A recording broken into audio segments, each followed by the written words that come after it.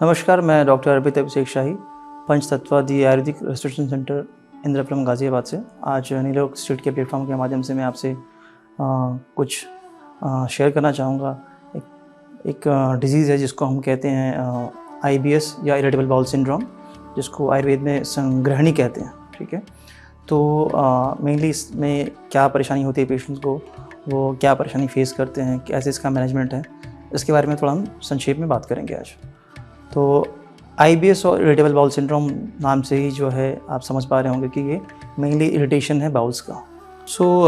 IBS में mainly जो है IBS क्यों ट्रिगर होता है, हम उसके बारे में बात करेंगे कि इसको अच्छी तरह से कैसे मैनेज कर सकते हैं।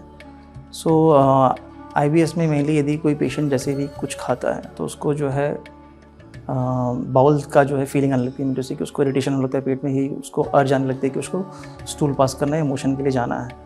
और ये कई बार जो है कुछ स्पेशल जो फूड होते हैं जिसको खाने से पेशेंट को जो है ये ज़्यादा ट्रिगर करता है, मेनली जैसे कि डेयरी प्रोडक्ट्स हो गए, मिल्क हो गया, और कई बार जो है दही की वजह से भी हो जाता है।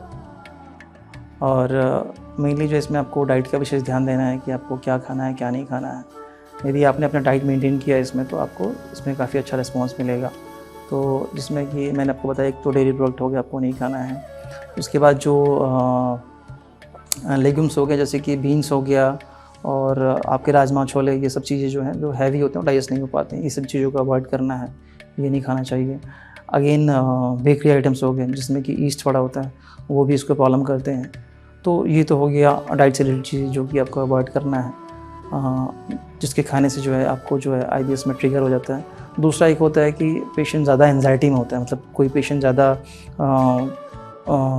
सोच रहा है, ज़्यादा टेंशन में है, तब भी उसको परेशानी होने लगती है। कोई बहुत ज़्यादा कोई इंटरव्यू के लिए जा रहा है या एग्ज़ाम है, तो उसके फ़ियर से भी कई बार पेशेंट को जो है वो IBS ट्रिगर कर जाता है।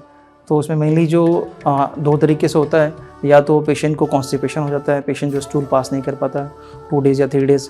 कई बार ऐसा होता है कि मल्टीपल स्टूल हो जाते हैं, और डिपेंड करता है, फेजेस चेंज होते रहते हैं इसमें। इसमें फूड हैबिट एक बहुत इंपॉर्टेंट रोल प्ले करता है। यदि आपने फूड हैबिट को अपना ठीक रखा तो आपको ये ज़्यादा ट्रिगर नहीं करेगा। उसके अलावा जो है आपका मेडिटेशन यदि आप करते हैं तो आपका साइकोलॉजिकल मैनेजमेंट रहेगा, जो कि आपके इमोशंस को और गट ब्रेन जो एक्सिस है उसको जो है मेंटेन करके रखेंगे, तो वो भी जो है वो ट्रिगर को जो है आप अवॉइड कर सकते हैं। जैसे कई बार आपने सुना होगा कि कई बार टेंशन में या फिर कोई आदमी कभी घबराता है तो उसको पेट में एक फीलिंग सी आती है जिसको फील कर सकते हैं। कई बार उस स्पेशल कंडीशन में ही होता है वो फीलिंग्स। मेनली जो है पेट में बहुत सारे नर्व एंडिंग्स होते हैं, बहुत सारे नर्व्स होते हैं, तो उसकी वजह से ये फीलिंग होती है। गट ब्रेन एक्सिस मैं इसलिए बात कर रहा था कि यदि पेशेंट कभी बहुत ज़्यादा स्ट्रेस में होता है या चिंता में होता है या एकदम से कोई घबराहट वाली बात होती है, तो उनको ये परेशानी फ्लेयर अप कर जाती है, ट्रिगर कर जाती है। और अपार्ट फ्रॉम दिस इसका जो है आयुर्वेद में बहुत अच्छे से मैनेजमेंट किया जा सकता है।